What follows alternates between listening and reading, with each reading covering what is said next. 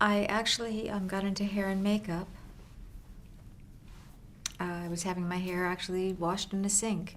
Very few people in the room that day, at that time of morning. I think some people had already left to go on set. And it was early in the morning, about 9 o'clock, as I recall. And a gorgeous day in New York, crystal clear, crystal clear. And the first plane had gone into the first building, and my hairdresser Val and I were talking about how could this be? You know, such a clear day. The World Trade Center, often the top floors were above the clouds, in the clouds, and we could understand a mistake, but it was hard to imagine on such a clear day what could have gone wrong. So we were discussing how the accident could have happened. And as we were talking, we saw the second plane, right on camera. And I said, does anybody else see that? And of course we all stopped, and we did. And we saw it happen.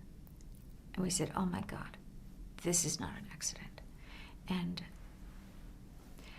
then one of the other actors came in. We stood there, just everyone dumbfounded, of course, horrified.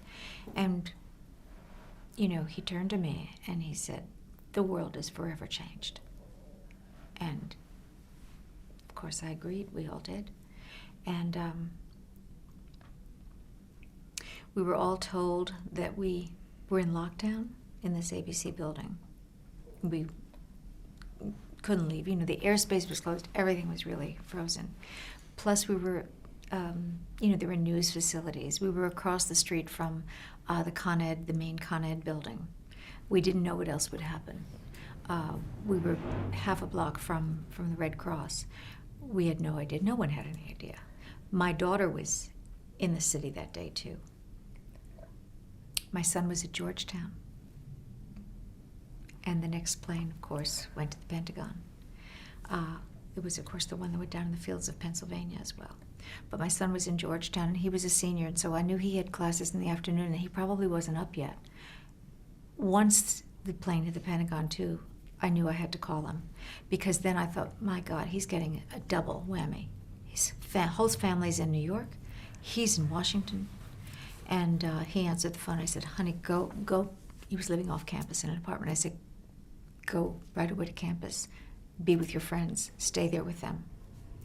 And, you know, chills as any New Yorker would have just even talking about this now.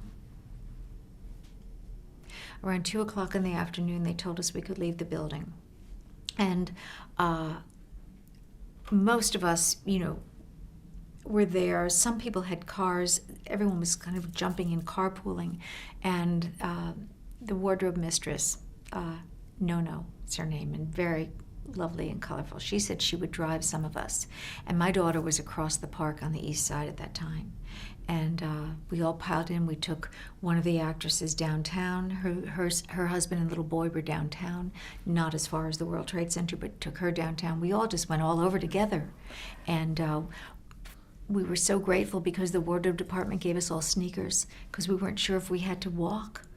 We weren't sure if we'd be allowed to go on any streets.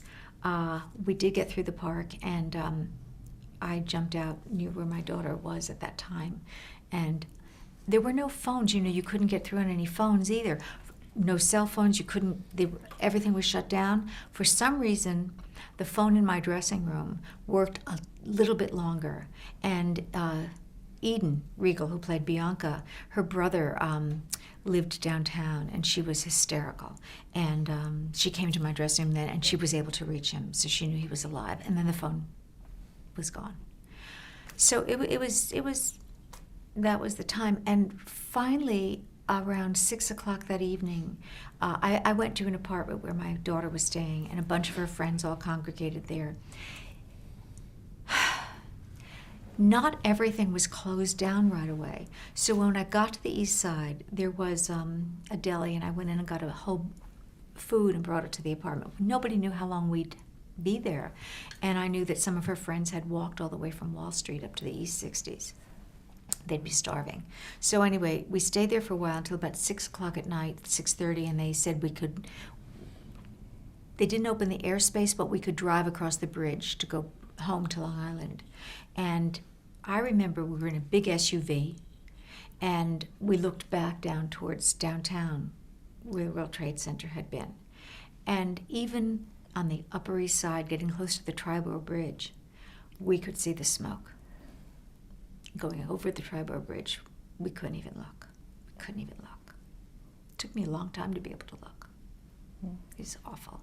And my story is nothing compared to so many.